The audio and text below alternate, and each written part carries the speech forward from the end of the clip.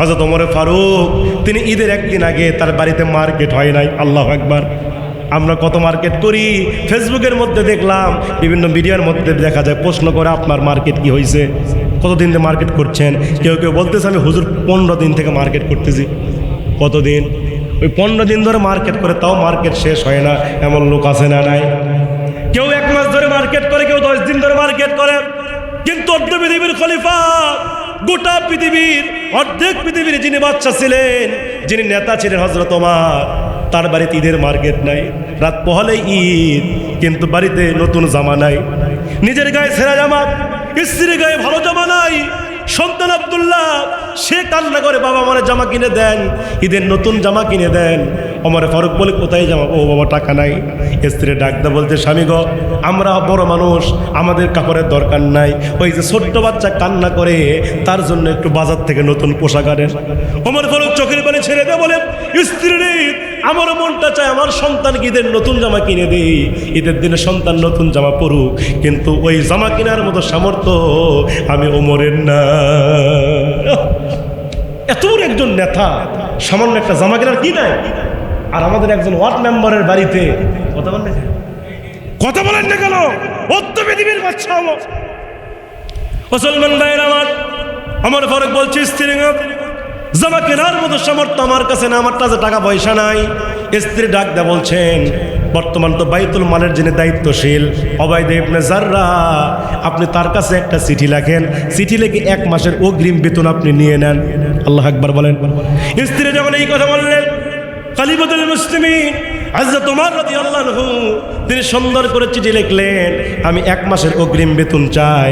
1 মাসের অগ্রিম বেতন চেয়ে হযরত ওমর তিনি উবাইদা ইবনে জাররাহর কাছে একটা চিঠি তিনি পাঠিয়ে দিলেন। উবাইদা ইবনে জাররাহ তিনি বাইতুল মালের তিনি দায়িত্বশীল ছিলেন। তার কাছে যখন এই চিঠিখানা চলে গেল, চিঠিখানা তিনি পড়ার পরে উবাইদা ইবনে জাররাহ চোখের পানি ধরে রাখতে পারলেন না, চোখের পানি বের করে তিনি কান্না শুরু করে দিলেন। উবাইদা ইবনে জাররাহ তিনি চোখের পানি ছেড়ে কান্না করেন। উবাইদা ইবনে জাররাহ চিঠিখানা পড়তেছে, চোখের পানি বের করে তিনি মনে মনে চিন্তা করে, এত বড় একজন রাষ্ট্রের খলিফা, তার বাড়িতে ঈদের নতুন জামা কেনার মতো সামর্থ্য নাই। এবার হযরত উবাইদা ইবনে জাররাহ তিনি টাকা দিবেন, কিন্তু তিনি মনে মনে চিন্তা করলো যে আমি টাকা কেমনে দেব। উবাইদা ইবনে জাররাহ তিনি চিঠির উল্টা পিঠে তিনি 2টা প্রশ্ন ওমরকে করলেন। 2টা বিষয়ে ফয়সালা চাওয়ার জন্য উবাইদা ইবনে জাররাহ তিনি লিখলেন। 1 নাম্বার তিনি লিখলেন, হে খলিফা, আপনি যে অগ্রিম বেতন চাইতেছেন, আপনি আগামী 1 মাস পর্যন্ত বেঁচে থাকবেন, এর কি গ্যারান্টি আছে? আল্লাহু আকবার বলেন। 2 নাম্বার তিনি লিখলেন, চিঠির উত্তরে লিখলেন। 2য় নাম্বার তিনি প্রশ্ন ছুড়ে দিলেন, হে খলিফা, আপনি যদি আগামী 1 মাস পর্যন্ত বেঁচেও থাকেন, কিন্তু আপনাকে যে আপনার রাষ্ট্রের জনগণ আপনাকে খলিফা হিসেবে মানবে, ক্ষমতার চেয়ারে বহাল রাখবে, এর কি গ্যারান্টি আছে? এই 2টা বিষয় ফয়সালা না দেওয়া পর্যন্ত আমি আপনাকে বেতন দিব না। আল্লাহু আকবার। দেখেন ঈমান কারে বলে, তাকওয়া কারে বলে দেখেন। এবার উবাইদা ইবনে জাররাহের চিঠিখানা ওমর ফারুকের হাতের মধ্যে চলে আসলো। ওমর রাদিয়াল্লাহু তাআলা আনহু এই চিঠিখানা যখন তার হাতের মধ্যে চলে আসছে, এই চিঠিখানা ওমর ফারুক তিনি দেখলেন। দেখার পর ওমর কান্নায় ভেঙে বললেন, কিতাবের মধ্যে আসছে ওমর ফারুক সেদিন এত পরিমাণ কান্না করেছিল, তার কান্নার চোখের পানি দিয়া তার দাড়ি মোবারক ভিজে গিয়েছিল। ওমর ফারুক তিনি কি করলেন, মুহূর্তের ভিতরে উবাইদা ইবনে জাররাহর জন্য তিনি দোয়া করছেন, আল্লাহ আপনি উবাইদা ইবনে জাররাহর উপর রহম করেন এবং তাকে দীর্ঘ নেক হায়াত দারাজ করেন। কারণ বিশ্বনবী বলেছেন, প্রত্যেক জামানার একজন বিশ্বস্ত ব্যক্তি থাকে, আর আমার জামানার বিশ্বস্ত ব্যক্তি হলো উবাইদা ইবনে জাররাহ। আল্লাহু আকবার বলে। তাদের অবস্থাটা কেমন ছিল আর আমাদের অবস্থা তখন না? তাদের অবস্থা ঈদের দিনে ওমর ফারুক নতুন কাপড় ঈদ করতে পারে নাই, নিজের সন্তানকে নতুন কাপড় ঈদ করাতে পারে নাই। ওমর ফারুক কেমন খলিফা ছিলেন, ঈদের নামাজ পড়াতে গেলেন, নিজে ইমাম, আল্লাহু আকবার বলেন, রাষ্ট্রের খলিফা ইমামতি করলেন, ঈদের নামাজ পড়ালেন। নামাজ পড়ার পরে সমস্ত সাহাবীরা আনন্দ করছে, ঈদের দিন আনন্দের দিন আনন্দ উল্লাস করছে, আর ওমর ফারুক ঘরের কোনায় বসে কান্না করছে। আল্লাহু আকবার বলেন। সমস্ত লোকজন সাহাবায়ে কেরাম দেখতেছে, আমরা আনন্দ করছি, ওমর কান্না করছে। সমস্ত সাহাবীরা ওমরের কাছে গেলেন, গিয়ে বলছেন, খলিফাতুল মুসলিমিন আপনি তো আমাদের ইমাম, আপনি তো আমাদের খলিফা।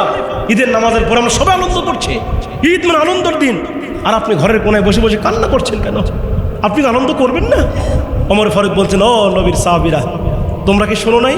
রাসূল বলে গেছেন, যে ব্যক্তি রমজান মাস পাইল কিন্তু রমজান মাস পাওয়ার পরে নিজের গুনাহ মাফ করাইতে পারলো না, সে ধ্বংস হয়ে যাক। ও সাহাবীরা, তোমরা কি নিশ্চিত বলতে পারবে আল্লাহ আমার জীবনের গুনাহ মাফ করছে? তোমরা কি বলতে পারবে আল্লাহ আমার জীবনের গুনাহ মাফ করছে? আল্লাহ হয়তো আমার জীবনের গুনাহ নাও মাফ করতে পারে। আমি কিসের ভিত্তিতে আমি হাসবো আর উল্লাস করবো? আল্লাহু আকবার বলে।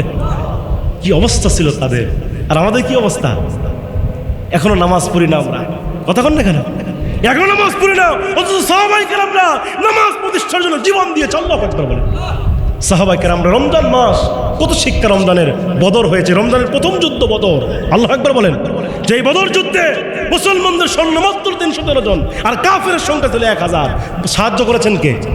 মুসলমানদেরকে আল্লাহ বিজয় দিয়েছেন। ওয়ালাকাদ নাসরাকুমুল্লাহ বিবদরি ওয়া আনতুম আযিল্লাহ। বদর যুদ্ধে আল্লাহ ফেরেশতার মাধ্যমে মুসলমানদেরকে সাহায্য করে মুসলমানদেরকে বিজয় দিয়েছে। আল্লাহু আকবার বলেন। ইসলামের প্রথম যুদ্ধ বদর। 313 জন মুজাহিদ প্রস্তুত হয়ে গেছে। ছোট্ট দুইটা বাচ্চা, তাফসীরের মধ্যে আসছে নাম ছিল মুআজ আর মাজ। নাম শুনেছেন আপনারা? ছোট্ট বাচ্চা, 11 বছর 13 বছর। তাফসীরের বর্ণনা 11 বছর 13 বছর, আপন দুই ভাই রাসূলের সামনে গিয়ে দাঁড়িয়ে গেলেন। ইয়া রাসূলুল্লাহ, বদর যুদ্ধে ডাক আসছে, সবাই যুদ্ধে যাইতেছে। ও রাসূল, আপনি যদি অনুমতি দেন আমরা দুই ভাই যুদ্ধে যেতে চাই। রাসূল বললেন, তোমরা ছোট বাচ্চা, পারবে না, যাও। তোমরা ছোট মানুষ, তোমরা যুদ্ধ করতে পারবে না, কারণ যুদ্ধ করতে গেলে শক্তি লাগবে। সেই শক্তি তোমাদের এখনো নাই। অস্ত্র চালাতে হবে, হেলমেট পরতে হবে, দৌড়াতে হবে, ঘোড়া চালাতে হবে, এই শক্তি তোমাদের নাই, তোমরা চলে যাও। বড় ভাই ডাকতে বলছে, ইয়া রাসূলুল্লাহ, আমি বয়সে বড়, আমার শক্তিও বেশি, আপনি আমারে অনুমতি দেন। ছোট ভাই ডাকতে বলছে, ইয়া রাসূলুল্লাহ, ও বয়সে বড় হলে কি হবে, ওর চাইতে আমার শক্তি কোনো অংশে কম নেই। আল্লাহু আকবার বলেন না। ছোট্ট বাচ্চা, শরীরে শক্তি নাই কিন্তু ইমানের জোর আছে না নাই? শরীর চলে না, ছোট বাচ্চা, ইমানের মতো পাওয়ার দেখেন, ইমানের মতো তাজাল্লি দেখেন। বলতে, ইয়া রাসূলুল্লাহ, ও বড় হলে কি হবে, আমি বয়সে ছোট হলে কি হবে, ওর চাইতে আমার শক্তি কিন্তু কম নাই। দুই ভাই যখন এই কথা বললো, আমার রাসূল খুশি হয়ে গেলেন। রাসূল অবাক হয়ে গেলেন, এত ছোট বাচ্চার মধ্যে ইমানের এত পাওয়ার। রাসূল তখন মনে মনে চিন্তা করলেন, এদের ইমান আমি একটু যাচাই করতে চাই। আল্লাহু আকবার বলেন। ইমানের একটু পরীক্ষা নিতে চাই। রাসূল করিম সাল্লাল্লাহু আলাইহি ওয়াসাল্লাম বলছেন, মুআজ আর মাস, তোমরা এই মুহূর্তে আমার সামনে দুই ভাই কুস্তি লাগো, লড়াই করো। যে কুস্তিতে জিতে যাবে আমি রাসূল তার যুদ্ধের পারমিশন দিয়ে দিব। এই কথা যখন আমার রাসূল বলেছে, ছোট্ট দুই ভাই মুআজ আর মাস মুহূর্তের ভিতরে দুই ভাই দুই ভাইরে চাপটে ধরলেন। আল্লাহু আকবার বলেন। মারামারি শুরু করলেন, লড়াই শুরু করলেন। বড় ভাই গায়ে শক্তি বেশি, কারণ বয়সে বড়, ওজনে বেশি। ছোট ভাইরে মারতে মারতে মারতে মারতে তলে ফেললেন। বড় ভাই ছোট ভাইয়ের বুকের উপর বসে গেলেন। ছোট ভাই তলে পড়ে গেছে। এবার ছোট ভাই যখন মার খেয়ে তলে পড়ে গেছে, বড় ভাই ছোট ভাইয়ের বুকের উপরে বসে গেছে। ছোট ভাই বড় ভাইয়ের কাল্লাটা টেনে এনে তার কানের সামনে মুখটা লাগায় দিলেন। ছোট ভাই বড় ভাইয়ের কানের সামনে মুখটা লাগায় দিলেন আর বলছেন, বড় ভাই রে, আমরা তো একসঙ্গে খাবার খেয়েছি, আমরা তো একসঙ্গে বিশ্বনবীর দরবারে আসি, আমরা তো একসঙ্গে প্রত্যেকটা কাজ একই সঙ্গে করি, বাইরে একসঙ্গে ঘুম থেকে উঠি, একসঙ্গে ঘুমাই। তুমি কি আমাকে একাই রেখে যুদ্ধের ময়দানে গিয়ে শহীদ হয়ে আমার আগে একাই জান্নাতে যাবে নাকি? বড় ভাই, তুমি তোমার শক্তিটাকে হালকা করে দাও, তুমি তোমার শক্তিটাকে দুর্বল করে দাও। আমি তোমার বুকের উপর উঠে বিশ্ব নবীকে প্রমাণ করে দিতে চাই আমিও তোমার চাইতে শক্তিতে কম নই। আল্লাহু আকবার বলেন। ইমানের পাওয়ার দেখেন। ছোট্ট বাচ্চা, শরীরে শক্তি নেই, ইমানের পাওয়ার আছে না নাই? আমার মুসলমান ভাইয়ের এই জন্য আমি বলতে চাই, জীবনে বহু নামাজ কাজা করেছেন, স্টপ, থেমে যান। আর নয়, আর নয়। জীবনে বহু মিথ্যা বলেছেন, বহু সুদ খাইছেন, বহু অন্যায় করেছেন, বহু অপরাধ করেছেন, এখানেই থেমে যান। এরাদাবদ্ধ হয়ে যান, হুজুর আর নামাজ কাজা করবো না, আর আমি সুদ খাবো না, আমি আর অন্যায় করবো না, বিচার করবো না। এরকম নিয়ত যদি আমরা করতে পারি, ভাইরা আমার, আল্লাহর কসম করে বলতে চাই, আমাদের এরকম নিয়ত যদি হয়ে যায়, এই মাহফিল কবুল হয়ে যাবে ইনশাআল্লাহ। মুসলমান ভাইরা আমার, এই জন্য নামাজের প্রশিক্ষণ আপনাকে দিতে হবে। আপনাকে সিদ্ধান্ত নিতে হবে, আজ থেকে নামাজ পড়বো, আজকে ফজর থেকে নামাজ শুরু করে দেবো। ইনশাল্লাহ রাজি আছেন? রাজি আছেন ইনশাল্লাহ? কারণ নামাজ এমন একটা ইবাদত, নবীজি বলছেন আউয়ালু মা ইউহাসাবু বিহিল আবদু ইয়াউমাল কিয়ামাতিস সালাহ। বিশ্বনবী বলেছেন কিয়ামতের ময়দানে সর্বপ্রথম আল্লাহ পাক এই নামাজের হিসাব আগে নেবেন। সুবহানাল্লাহ পড়বেন না? নামাজ সবচেয়ে দামি ইবাদত। কারণ বিশ্বনবী মৃত্যুর সময় স্ত্রীর কথা বলে নাই, সন্তানের কথা বলে নাই। নবীর শেষ বাক্য ছিল আসসালাত আসসালাত ওয়া মা মালাকাত আইমানুকুম। নামাজ নামাজ নামাজ, আমার উম্মতের নামাজ ছেড়ে দিও না। নবীজি নামাজের কথা বারবার বলেছেন। মৃত্যুর আগে আবার নবীজি একবার হুশ একবার বেহুশ। আমার নবীজি মসজিদে নববীতে যেতে পারলেন না। সমস্ত সাহাবীরা নামাজের রক্তে এসে গেল, সবাই মসজিদে চলে গেলেন। নামাজের সময় হয়ে গেছে, চতুর্দিকে তাকায় দেখে কিন্তু নবীজি নাই। আল্লাহু আকবার বলেন। সাহাবীরা চিন্তার মধ্যে পড়ে গেলেন, আজকে নবীজি আমাদের মাঝে নেই, আজকে ইমামতি কে করবে? নবীজির ওই যাই নামাজে মুসল্লা কারে দাঁড় করিয়ে দেওয়া যায়? সমস্ত সাহাবীরা হতাশ হয়ে গেলেন, চিন্তার মধ্যে পড়ে গেলেন। চিন্তা করতে করতে এক পর্যায়ে সমস্ত সাহাবীরা মাশওয়ারা করলেন, পরামর্শ করলেন যে আল্লাহর নবীর পরে এই পৃথিবীতে সবচাইতে দামি যেই মানুষটা, তার নাম হলো আবু বকর সিদ্দিক। নাম কি? আবু বকর সিদ্দিক রাদিয়াল্লাহু তাআলা। রাসূল বলছেন ইসলামের প্রথম খলিফা আবু বকর। রাসূল বলছেন আশারা মুবাশশারা 10 জন জান্নাতি সুসংবাদপ্রাপ্ত সাহাবীদের মধ্যে 1 নম্বর হলো আবু বকর সিদ্দিক রাদিয়াল্লাহু আনহু। আল্লাহু আকবার বলেন। যিনি রসুলের হিজরতের সাথে ছিলেন। আল্লাহু আকবার। যিনি রসুল করিম সাল্লাল্লাহু আলাইহি ওয়াসাল্লামের বয়সে 3 বছর ছোট ছিলেন। রসুলের সম্পর্কে গভীর, রসুলের সাথে তার গভীর সম্পর্ক ছিল, কারণ ও আবু বকর সিদ্দিক ছিলেন রসুলের শ্বশুর। সুবহানাল্লাহ। রসুলের কি ছিলেন? শ্বশুর। 2 জন বিশিষ্ট সাহাবী। রসুলের যে 4 জন সাহাবী ছিল, আবু বকর, ওমর, ওসমান, আলী, এই 4 জন সাহাবী বিশিষ্ট সাহাবী। এই 4 জন সাহাবীর সঙ্গে রসুলের সম্পর্ক গভীর ছিল কিনা, এই 4 জন সাহাবীর সঙ্গে গবেষণা করে দেখেছি। এই 4 জন সাহাবীর সঙ্গে নবীজির 2টা সম্পর্ক ছিল। কয়টা সম্পর্ক ছিল ভাই? আমার কথা কি বুঝতে কষ্ট হচ্ছে? রসুলের সঙ্গে এই 4 জন সাহাবীর 2টা সম্পর্ক ছিল। তার 1 নম্বর সম্পর্ক হলো এই 4 জন সাহাবীর ভিতরে 2 জন ছিলেন রসুলের শ্বশুর। সুবহানাল্লাহ বলেন না? আর 2 জন ছিলেন রসুলের জামাই। জামাই শ্বশুরের সম্পর্ক ভালো না খারাপ? এলাকায় ভালো? জোরে কোন ভালো? হ্যাঁ ভালো, আলহামদুলিল্লাহ। কারণ আমার এলাকার মধ্যে এমনও সবার শ্বশুর আছে সম্পর্ক দাও পুরে। কথা বল না কে? কারণ বিয়ের আগে খাইছে 4 লাখ টাকা। হ্যাঁ কথা বল না কে? যৌতুক আছে না নয়? আজকে আমার দেশকে শোষণ করেছে এই যৌতুকপন্থী লোকেরা। কথা কোন ঠিক কিনা? 4টা মেয়ের বাবা হলে ওই মেয়েটার, ওই বাবার টেনশনে রাত্রিবেলা ঘুমাতে পারে না। 4টা মেয়ে, একটা মেয়ের বিয়ে 2 লক্ষ 3 লক্ষ টাকা যৌতুক দিতে হয়। কথা কোন না কেন? আর যার 4টা বেটা ওখানে বুকের বোতল খুলে দিয়ে ঘুরতেছে, আর কথা আমার 4 বেটা। কথা কোন না কে? হ্যাঁ কথা কোন আসে না নয়? ওই চিন্তা করতেছে 4 দুগুণ 8 লাখ খামো। কে রে ওগুলা কি তোরলা? বলে কি বেটা না আরে? কথা কয় না বারে। আমার ভাষাকে বুঝতে পারছেন আপনারা? হ্যাঁ ভাষা কি বোঝা যায়? আমাদের বগুড়া জেলার দুপচাচিয়া নাম শুনছেন? একটা উপজেলা নাম শুনছেন? দুপচাচিয়া উপজেলা, কাহালুর পরে দুপচাচিয়া, এর আগে হলো আদমদিঘি, ঠিক কিনা? আদমদিঘির পরে তো আপনাদের নওগাঁ, আর এই পাশে হলো রাজশাহী, নাটোর, ঠিক কিনা? তো এই যে আমাদের দুপচাচিয়াতে একটা হাট আছে, নাম হলো ধাপের হাট। কি হাট জোরে কোন? ধাপের হাট। তো এই ধাপের হাটে হলো প্রত্যেক ঈদের আগে মানে বড় বড় আয়রা গরু ওঠে। এখন কি করে ওঠে? আয়রা মানে হলো পুরুষ গরু। আয়রা মানে কি? পুরুষ গরু। তো এই গরু যখন হাটে ওঠে তখন দেখা যায় কুরবানির আগে 1 সপ্তাহ গেলেই গরুর দাম বাড়ে। মানে যতদিন যায় গরুর দাম কি হয়। তো আমি বলি যে এই সকল বাবারা ছেলেদের যৌতুকের আশায় খালি প্রসেসিং চালাচ্ছে, কেবল 2 লাখ তুলিছে, 2.5 লাখ কতদিন ওঠে? কথা বল না কে? এরকম চিন্তা নিয়ে যারা ছেলেদেরকে লালন পালন করে, আমি বলবো এরা আসলে বেটা পালে নাই, এরা পালছে দুপচাচিয়ার ধাপের হাটের আরে। কথা বল না কে? তোমার কি লজ্জা থাকা উচিত? একটা মেয়েকে তার বাবা 20 বছর 18 বছর ধরে নিজের সর্বস্ব দিয়ে মানুষ করেছে, ওই কলিজার ধনটা তোমার হাতে উঠায় দিচ্ছে। এর চাইতে তুমি আর কি নিতে চাও? কথা বলেন না কেন? আমার মুসলমান ভাইয়ের এজন্য যৌতুক নেওয়া যাবে? তাহলে রসুলের সঙ্গে এই 4 জন সাহাবীর সম্পর্ক ছিল 2টা। 2 জন ছিল শ্বশুর আর 2 জন ছিল কি? এখন যদি প্রশ্ন করি, বলেন তো শ্বশুর 2টার নাম কি? যে রাসূল করিম সাল্লাল্লাহু আলাইহি ওয়াসাল্লাম, এবার সাহাবায়ে কেরাম চিন্তার মধ্যে পড়ে গেলেন। রসুলের ওই ইমামতির মুসল্লায় কারে দাঁড় করে দেওয়া যায়? সাহাবীরা সিদ্ধান্ত নিলেন আবু বকর সিদ্দিক সবচেয়ে দামি সাহাবী, কারণ রসুল বলেছেন গোটা পৃথিবীর উম্মতের আমল যদি এক পাল্লায় রাখা হয় আর আবু বকর সিদ্দিকের আমল যদি আরেক পাল্লায় রাখা হয়, রসুল বলতেন আবু বকর সিদ্দিকের আমলের পাল্লাটা বেশি ভারী হয়ে যেত। বিশ্বনবীর সাহাবীরা কি করলেন ভাইয়ের আমার? আবু বকর সিদ্দিককে ওই বিশ্বনবীর ইমামতির জায়নামাজে দাঁড় করিয়ে দিলেন। আবু বকর সিদ্দিক রাদিয়াল্লাহু তাআলা আনহুর ইমামতিতে জামাত শুরু হয়ে গেল। সমস্ত সাহাবীরা কাতারবন্দীভাবে নামাজে দাঁড়িয়ে গেলেন। জামাত শুরু হয়ে গেল। বিশ্বনবী হুজরাখানার মধ্যে ছিলেন। আম্মা জান আয়েশা সিদ্দিকাকে ডেকে বলছে, আয়েশা রে, তুমি একটু আমাকে আলগা করে ধরো, আমি একটু সাহাবীদের জামাতের দৃশ্যটা দেখতে চাই। আমাকে একটু আলগা করে ধরো।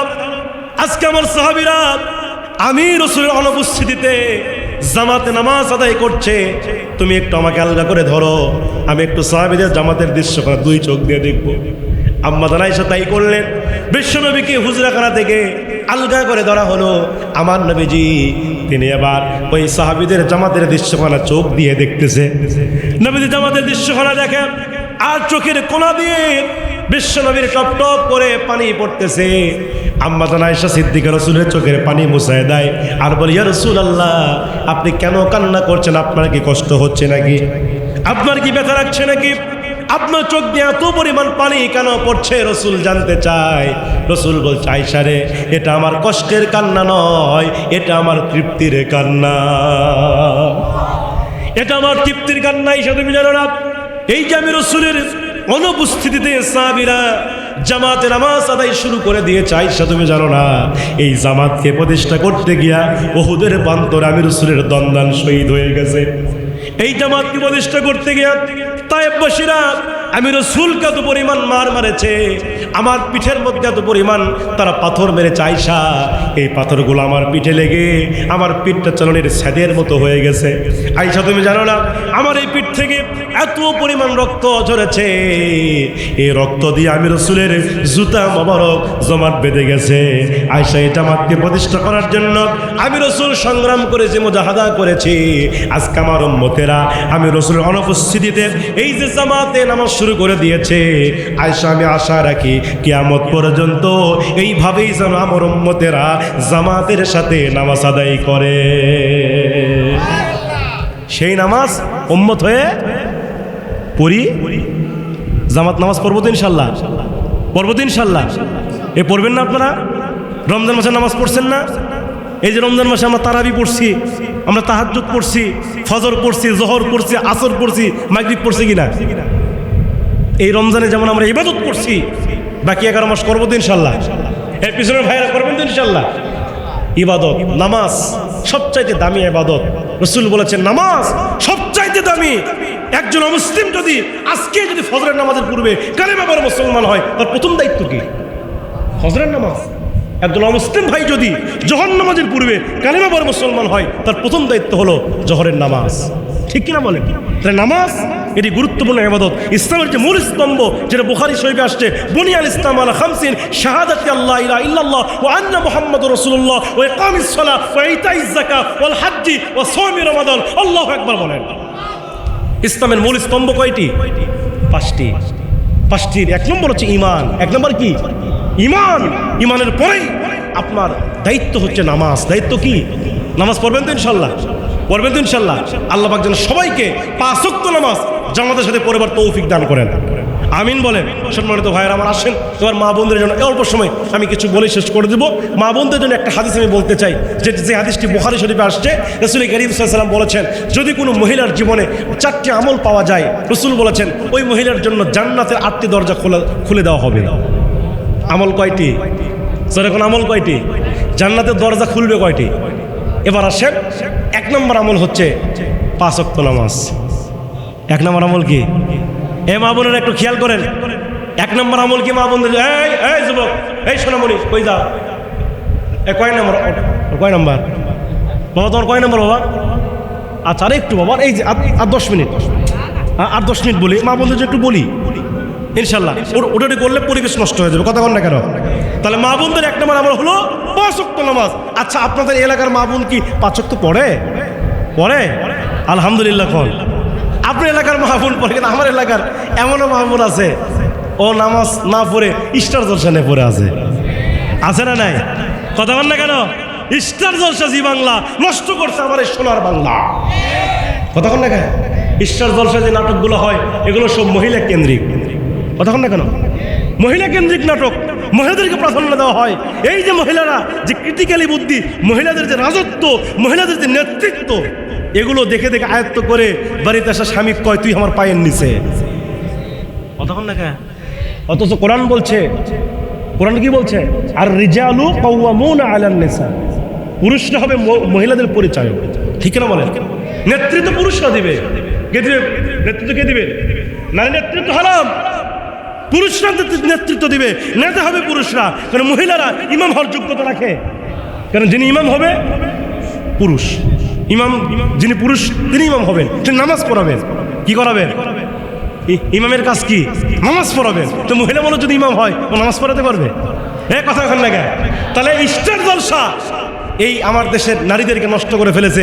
স্বামী বাজার থেকে রাত্রিবেলা ঈশান নামাজ পড়ে স্বামী বাড়িতে আসছে, আসার পরে স্বামী চিন্তা করতেছে সারাদিন মাঠে কাজ করছি, নামাজ তো করে আসলাম, চারটা খাইতে দাও, রহিমার মাও চারটা খাইতে দাও, খেয়ে আমি ঘুমাবো, আমার ফজরের নামাজ পড়ে আবার মাঠে যাওয়া লাগবে। রহিমার মা করছে স্বামী গো একটা কথা খবর চাই। করছে কি? করছে একটু 30 মিনিট ধৈর্য ধরো তো। কয় মিনিট? এক নাটক কয় মিনিট? 30 মিনিট, একটু ধৈর্য ধারণ করো। ও যদি বলদ হয় ওই ঘরতে এসে কোনাত খালি কবি ইন্নাল্লাহা মা সাবিরিন, আল্লাহ ধৈর্যশীলদের সাথে আছে। আর পুরুষ হয় বোক ডাকতে কবে তাড়াতাড়ি ভাব দে, না হলে তোর বাড়ি ছাড়া করবো। কথা কন না কেন? কথা কন না কেন? পুরুষ যদি পুরুষের মধ্যে পুরুষ না হয় ঘরের মধ্যে তসবিহ টিপবে। বউ এই সুযোগে সিরিয়াল দেখছে, আধা ঘন্টা হওয়ার পরে ওই এখন আশা করছে যে স্ত্রী গো খবর কি হয়নি? বলছে স্বামী গো ধৈর্য যখন ধরলাই আর আধা ঘন্টা, কেবল স্টার দল শেষ হচ্ছে, এখন জি বাংলা শুরু। ওটা কি পুরুষ? কথা কয় না, ওটা পুরুষ। আর গিরা ফাটান লাগবে। কথা কন না কেন? আমার স্ত্রী আমার অধীনে থাকবে, সেই তারা দেখবে আমার স্ত্রী।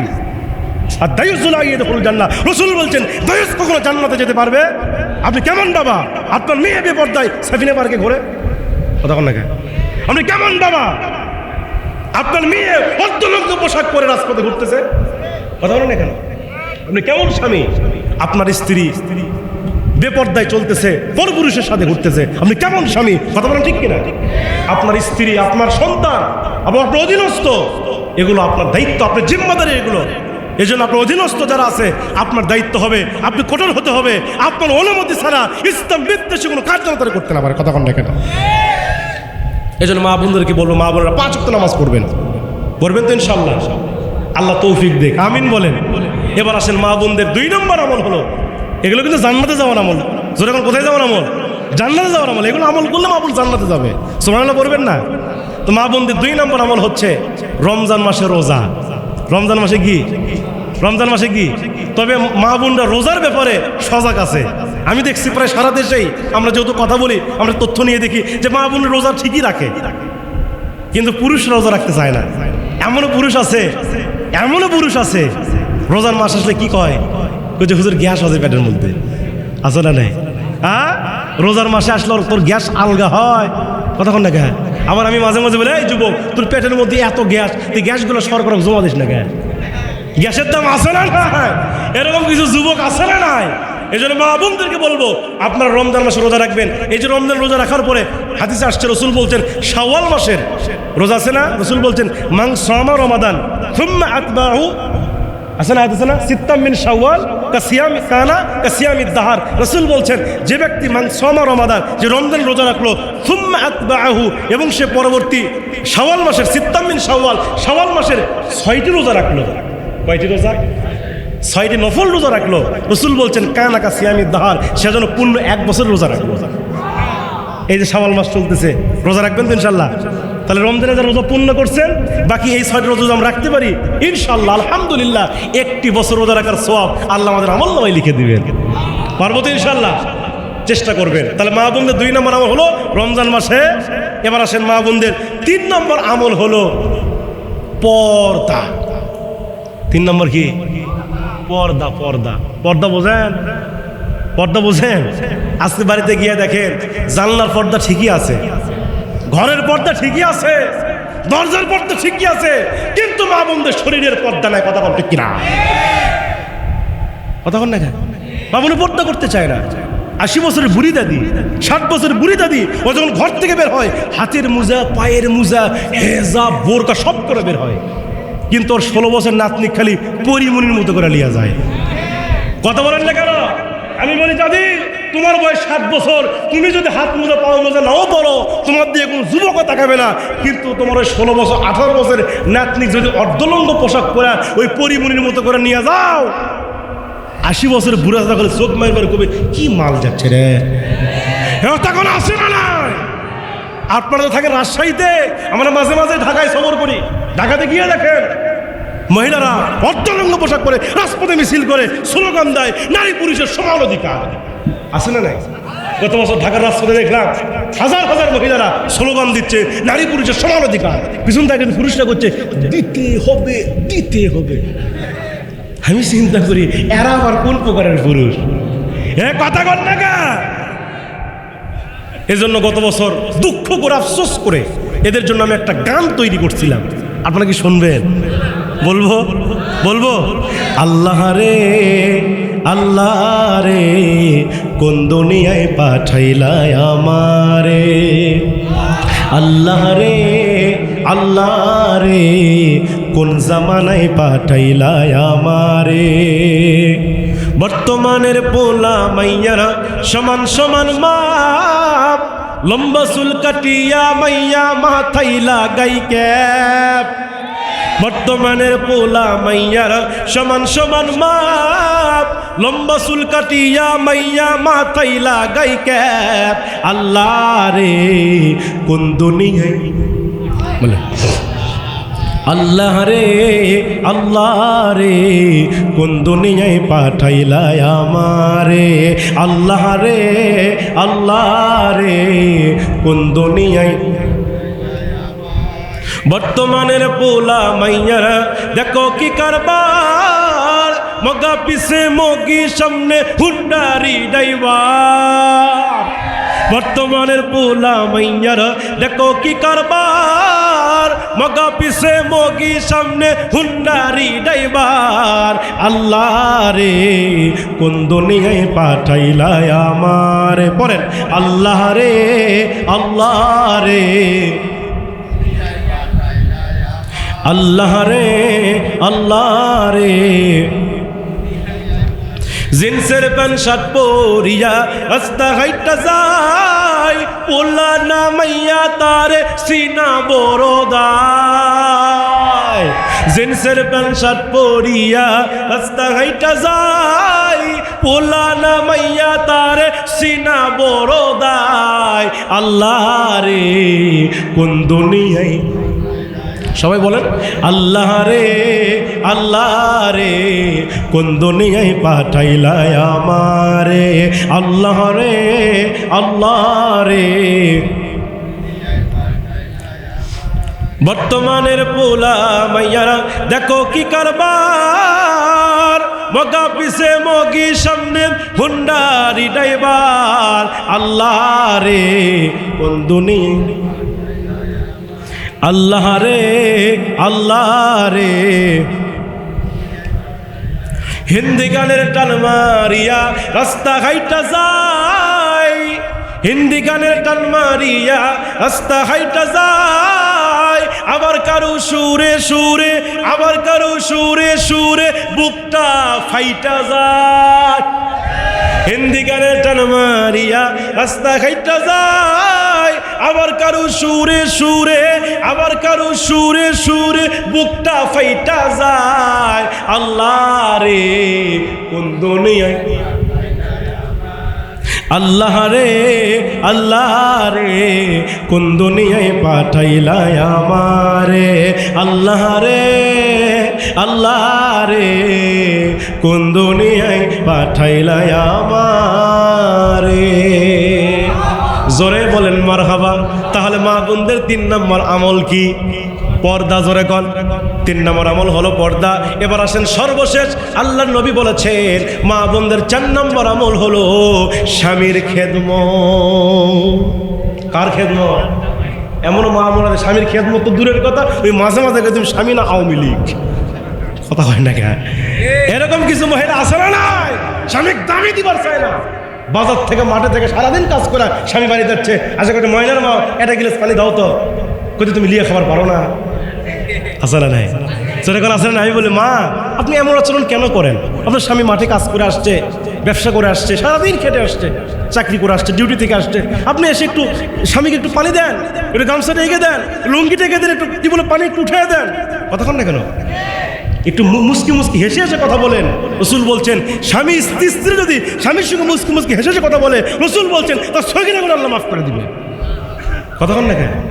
এখন কিছু মা বোন করছে হুজুর সেই বগুড়া থেকে আসা পুরুষের বাস্তব ভালোই করতেছেন, এমন স্বামী আছে ফেরাউন মার্কা, আছে না নাই? স্ত্রী ধরে ধরে পিঠে, আছে না নাই?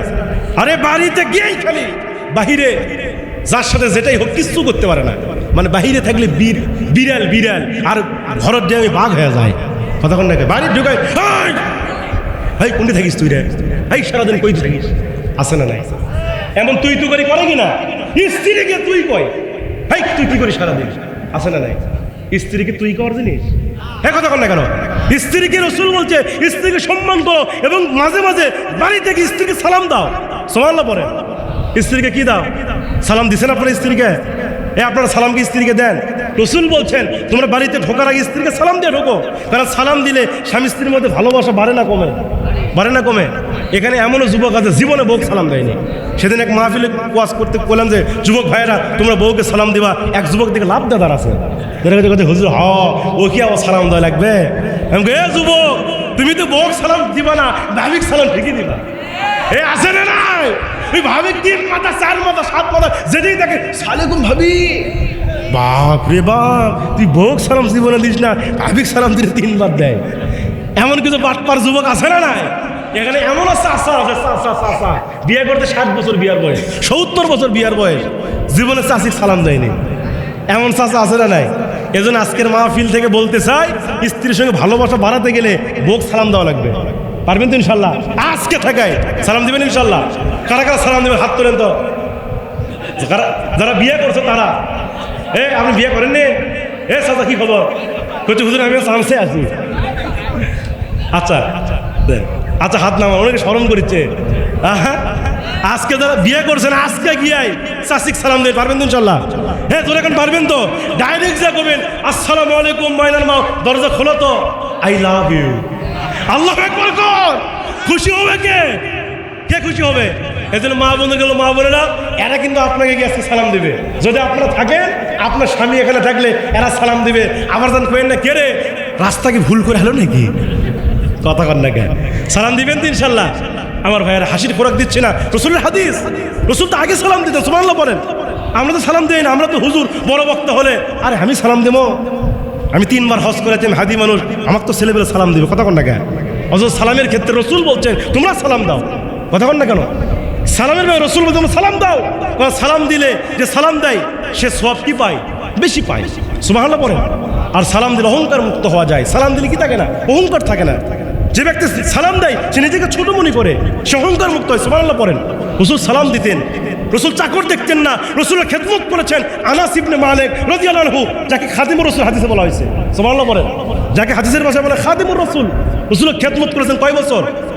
10 বছর। কয় বছর খেদমত করছেন? 10 বছর খেদমত করছে। আনাস বলছেন, আনাস ইবনে মালিক বলছেন 10 বছর রসুলের খেদমত করলাম, কিন্তু আমি আনাস রসুলকে কোনোদিন আগে সালাম দিতে পারি নাই। রসুল আগে সালাম দিতেন, স্ত্রীরা পর্যন্ত রসুলকে সালাম দিতে পারতেন না। এজন্য আম্মা জান আয়েশা মাঝে মাঝে মানে কৌশল করে লুকায় থাকতেন, আল্লাহু আকবার, রাস্তার সাইডে লুকায় থাকতেন। রসুল যখন আসতেন সামনে দাঁড়িয়ে আসসালামু আলাইকুম, রসুল খালি মুসকি মুসকি হাসে, আয়েশা হাসে, রসুল হাসে। রসুল বলছে আয়েশা এমন টেকনিক করে সালাম দিলে কিন্তু সওয়াব পাবা না, সুবহানাল্লাহ। এজন্য ভাইরা আমার নিজেকে ছোট মনে করেন না, নিজেকে ছোট মনে করেন, নিজেকে ছোট করে রাখেন। বড় বানাবেন কে? বড় বানাবেন কে? আহলে ইলমরা, যারা ইলমের অধিকারী, যারা বিজ্ঞ, যারা প্রজ্ঞাপূর্ণ আলেম, এদের মতো অহংকার থাকে?